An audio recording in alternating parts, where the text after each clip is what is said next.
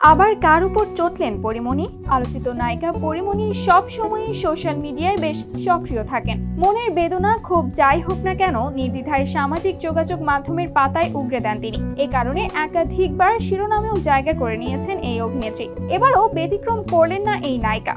মঙ্গলবার ফেসবুক অ্যাকাউন্টে এক পোস্টে তিনি লিখেছেন, যে বা যারা আমার শত্রুর সঙ্গে বন্ধুত্ব করে আজ থেকে কোনো দিন আমি তাদের মুখও দেখতে চাই না। অনেক তো হলো, তবে তিনি কাদেরকে নিয়ে এ মন্তব্য করলেন সেটি জানাননি তিনি, কারণ পোস্টে কারো নামই উল্লেখ করেননি তিনি। কিন্তু মন্তব্যের ঘরে নেটিজেনরা তার এমন সিদ্ধান্তের জন্য শুভ কামনা জানিয়েছেন। দীর্ঘ বিরতি কাটিয়ে আবারও কাজে নিয়মিত হয়েছেন পরিমণি। জোটার গল্পের কাজ অলরেডি শেষ হয়ে গিয়েছে।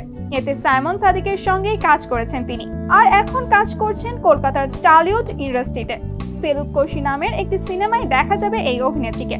তো বন্ধুরা, আপনাদের কাছে কি মনে হয় মূলত কার উপর চটলেন পরিমণি? জানিয়ে দিবেন ভিডিওর কমেন্ট বক্সে। ধন্যবাদ।